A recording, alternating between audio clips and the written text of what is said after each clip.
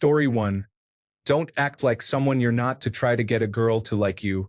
There will come a time when you have to drop the act and be yourself to be happy, and if she doesn't like you for who you are, then you simply aren't compatible.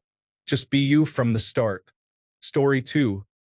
Beyond physical attraction and compatible sex drives, just be good company to each other. You should include each other in the things you do, enjoy time spent together, and miss them when they're away. On the flip side, give them space, encourage friendships of their own, and support their ambitions. If it doesn't work out, take the hit and allow them to end the relationship. Story 3. Sometimes women will make up excuses to get out of going on a date with you, maybe even strange or illogical ones. However, don't stay and try to find a solution to her rejection reason or catch her in a lie. You've already lost the opportunity. Move on. Story 4:1. She can see if you are attracted to her, so you may as well tell her. Compliment her, and not just about her physical appearance.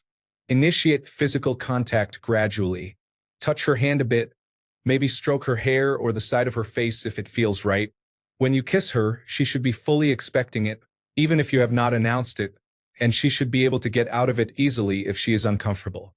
Your penis probably is not as small as you think it is, and even if it is, she is probably not as bothered as you think she is. Story 5.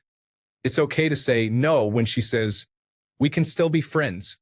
I would have saved myself from wasting my time and embarrassment. Honestly, any advice that my dad didn't teach me. He taught me how to be nice, but never taught me how to be witty or effectively flirt with women. Story 6:1. They can have varied tastes in what they consider attractive. They are not all looking for Brad Pitt. Shoot your shot even if you are skinny. Their approval is absolutely not the secret to happiness. Story 7. The way I was raised, I came to understand that if a guy wants something, he should roll up his sleeves and get to work. In my youth and ignorance, I believed this concept applied to success with women too. I would focus, learn everything I could about a woman, and put in the work. If I wasn't seeing results, it meant I wasn't putting in enough effort. Finally, in my late 20s, it dawned on me. A woman either likes me or she doesn't. If she doesn't, she will never change her mind. Not ever. As such, I learned to take a shot, but if I wasn't successful pretty shortly, it's better to just move on. Story 8. Stop putting them on a pedestal. Some of them are as vile and callous as the worst men you know. Try to look for kindness and compassion that applies not just to others but to you as well. In the end, we are all humans and want the same things.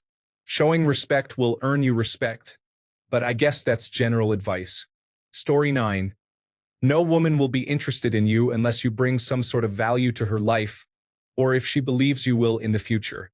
If she does not believe in you, she will lose interest. It does not have to be financial. I do not feel that this is a good or bad thing. It is just the way it is. Yes, it applies to both genders. Story 10. Stop chasing that woman. They are human, and having women friends is a big plus in your life. Better self-esteem, emotional support, fashion advice. And it's easier to get a friendship than a relationship. Flirting and dating is a whole other game with a different set of rules. Stop being a nice guy trying not to bother anybody. Make your presence and interest known.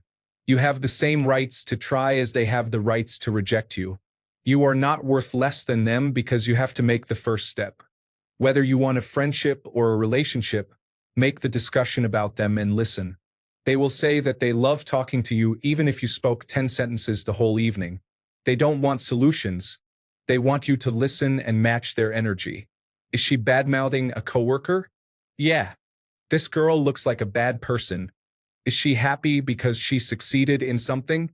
Yay, my girl, you're amazing. At the end of the day, nobody will remember what words you chose. So say what you want, but with a big smile and positive energy. Story 11. I wish I had proper sex education even earlier than in my 20s preferably. But hey, just like almost every single human on this planet, it seems. I rectified this by reading Come As You Are by Emily Nagoski, and I recommend reading that to pretty much everyone who could potentially see themselves in a relationship with another person someday. It's written in an entertaining way and teaches so many great things I wish I knew earlier. Helping my significant other to orgasm was almost impossible for me before, but it's honestly quite easy nowadays. Sure, not a 100% success rate, but above 80% easily. Story 12. Do not mistake physical attraction for emotional connection. You need both in a relationship. Just because they are attractive does not mean they are right for you. Ask yourself how they make you feel about yourself. Do they support your dreams? Do they care about the things you care about? Do they allow you to be yourself?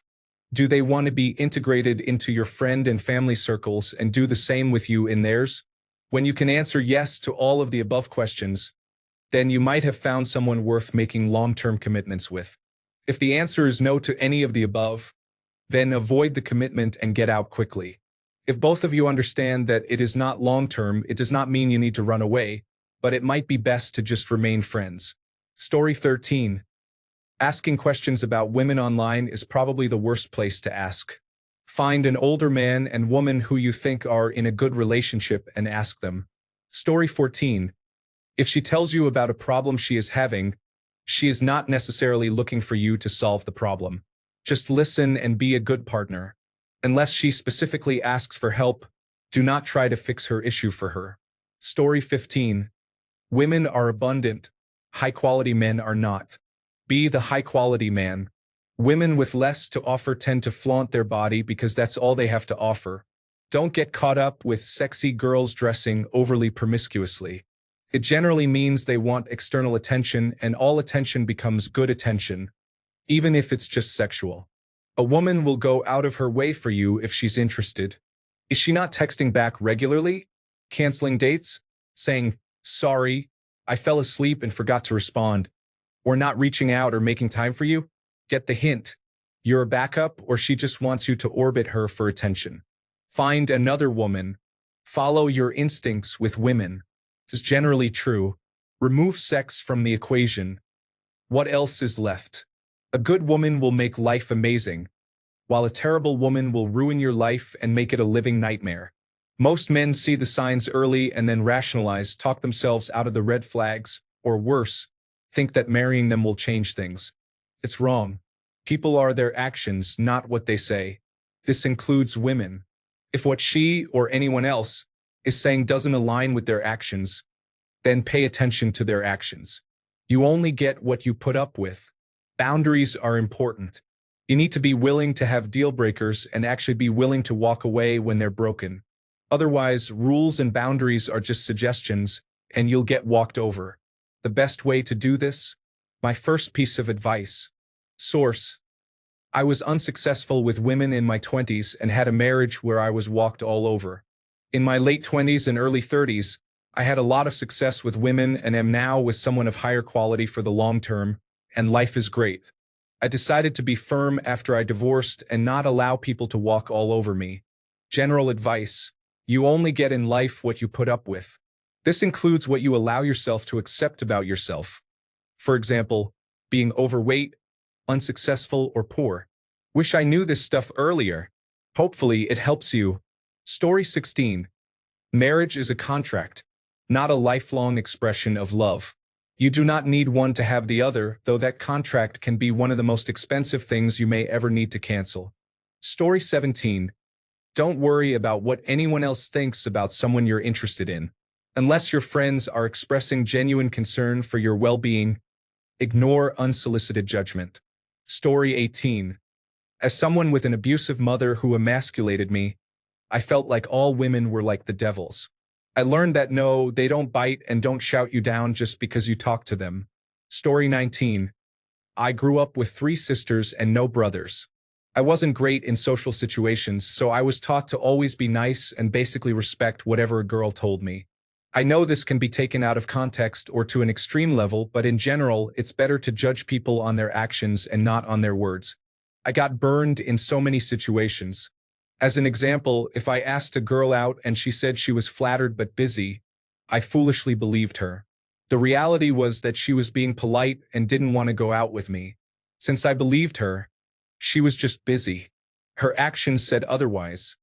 She was telling me no and not offering an alternative date. I should have moved on, but I would keep suggesting other times or other things. If she said, well, my work schedule is busy this week, but maybe next week, I would foolishly ask her again next week.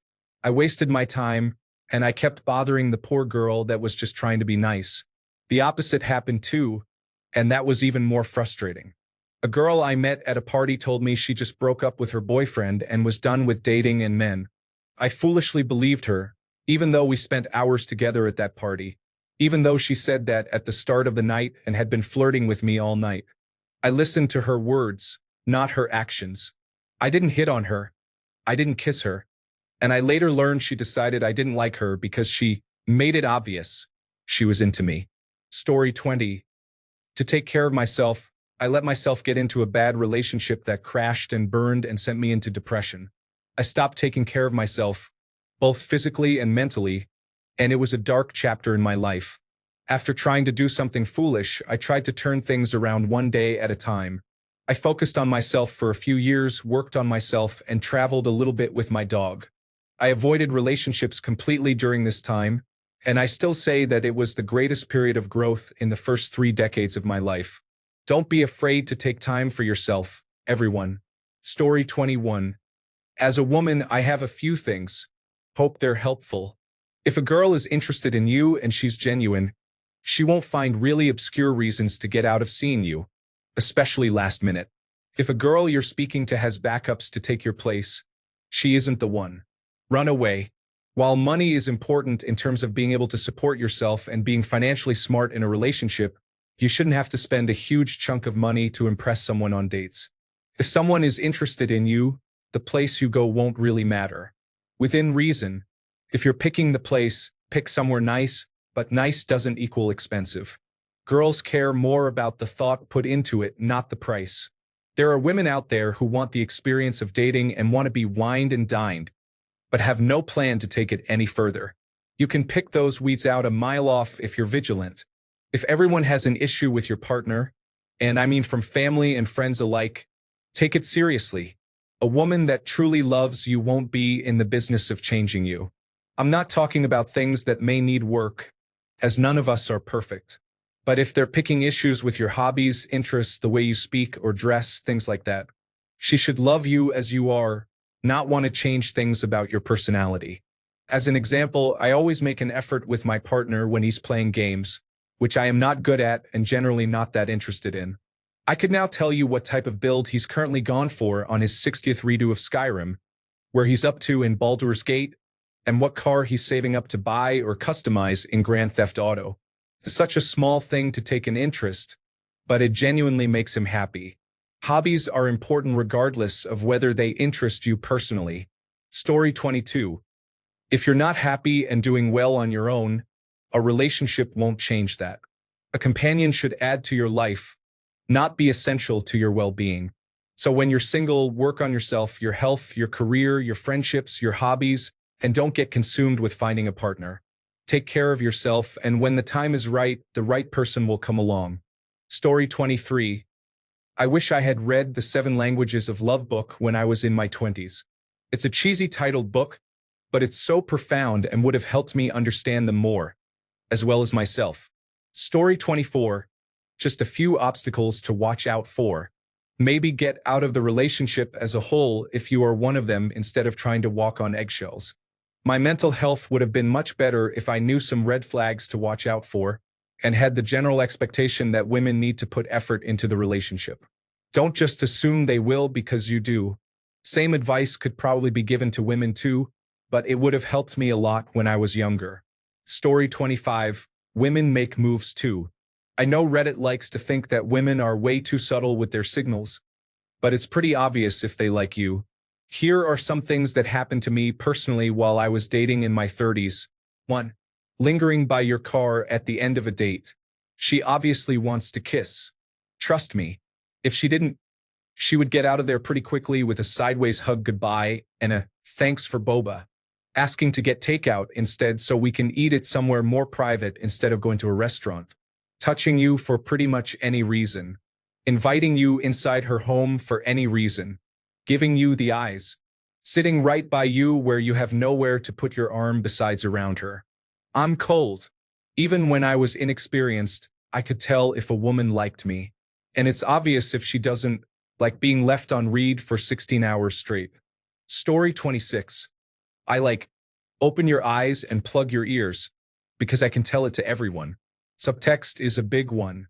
Be yourself equals being the best you can be. You're alone. Sitting on your ass might work for some women, but not you. Also, it's bad in general. Move. Finally, if she wants you, you'll know it. It doesn't matter if you don't know what it's like. When you receive that, you will understand it instantly. Story 27. Just ask her. You would be surprised that she will say yes quite often. The better-looking ones tend to be asked least because you assume if she is good-looking, someone already has.